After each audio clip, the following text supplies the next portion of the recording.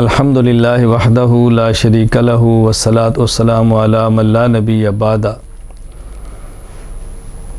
سحری کا کھانا سنت ہے، مستحب ہے، باعث اجر و ثواب ہے۔ رسول اکرم صلی اللہ علیہ وسلم نے سحری کھانے کی فضیلت بیان کی ہے، آپ نے ترغیب دی ہے، فرمایا تسحروا فإن فی السحور برکہ، سحری کھایا کرو، سحری کیا کرو، اس لیے کہ سحری کے کھانے میں اللہ نے برکت رکھی ہے، سحری کھانے میں برکت ہے۔ یہ بات ذہن نشین فرمائیں، کوشش کریں کہ سحری تاخیر سے کریں، اتنی تاخیر نہ ہو کہ روزہ مشکوک ہو جائے، لیکن نسبتاً دیر سے سحری کرنا یہ بہتر ہے۔ نیت کریں روزے کی، اور یہ نیت زبان سے کرنا ضروری نہیں ہے، دل میں نیت ہونا کافی ہے کہ میں روزے کی نیت کرتا ہوں اور روزے کی نیت سے میں سحری کھا رہا ہوں۔ یہ عجیب بات ہے کہ سحری کے وقت باضابطہ کوئی دعا منقول نہیں ہے۔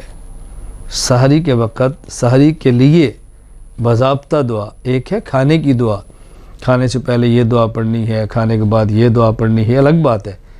سحری کی نیت سے دعا یہ منقول نہیں ہے، یعنی ہمارے علم میں نہیں ہے، میرے علم میں نہیں ہے ایسی کوئی حدیث یا کوئی دعا، اگر آئی تو ہم انشاءاللہ ضرور آپ کی خدمت میں پیش کریں گے۔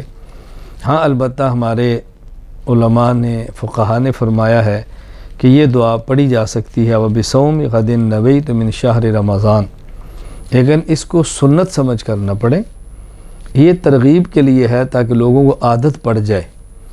یہ دین کا علم کم ہے، شریعت کم جانتے ہیں، لوگ پوچھتے ہیں جی روزے کی نیت کرنی چاہیے، جی کون سی نیت کریں؟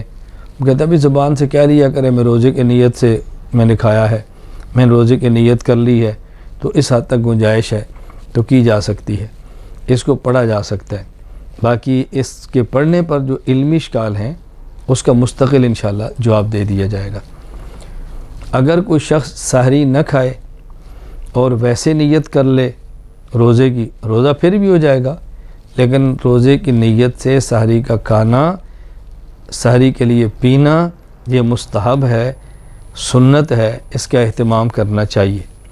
وآخر دعوانا ان الحمد للہ رب العالمین۔